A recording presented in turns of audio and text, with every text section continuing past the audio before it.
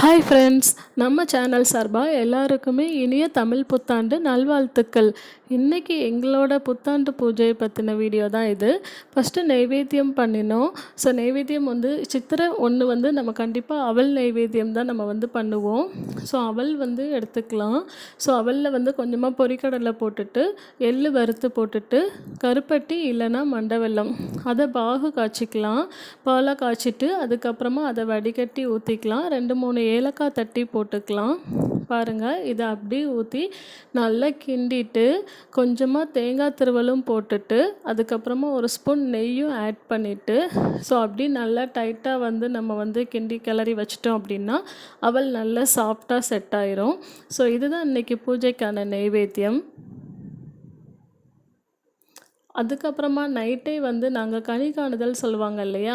So தானியங்கள், அரிசி எல்லாமே பல வகைகள், அப்புறம் நம்ம வீட்டில் இருக்க கொஞ்சோண்டு தங்கம் இருந்தாலும், ஒரு சின்ன கிராம் தங்கம் இருந்தாலும் அதை வச்சு சாமி கும்பிடலாம். வெள்ளி, நம்மக்கிட்ட இருக்க சின்ன சின்ன சேர்த்து வச்ச கொஞ்சம் கொஞ்சமாக சேர்த்து வச்ச காசு, ரூபாய் எல்லாமே வச்சு இன்றைக்கி நாங்கள் சாமி கும்பிடுவோம். ஸோ பாருங்கள், எல்லாமே நான் அதை நைட்டே தாம்பலத்தில் ரெடி பண்ணி வச்சுருந்தேன். அப்புறம் 2 குழந்தைங்களும் இன்றைக்கி ரெடி ஆகிட்டாங்க பூஜைக்கு. 2 பேரையும் மணி அடிக்க விட்டுட்டோம் அப்படின்னா ரொம்ப சமத்தாக பூஜை முடிகிற வரைக்கும் நிற்பாங்க. ஸோ அதனால் 2 பேருக்கும் ஆளுக்கு ஒரு மணியை கொடுத்து 2 பேரையும் சமத்தாக நிற்க வச்சாச்சு. ஸோ எல்லோரும் நல்லா இருக்கணும் அப்படின்ட்டு நாங்கள் நல்லபடியாக மனசார இறைவனை பிரார்த்திச்சுக்கிட்டோம். ஸோ எல்லாருக்குமே இந்த வருஷம் நல்லது மட்டுமே நடக்கணும்னு வேண்டிக்கிறோம்.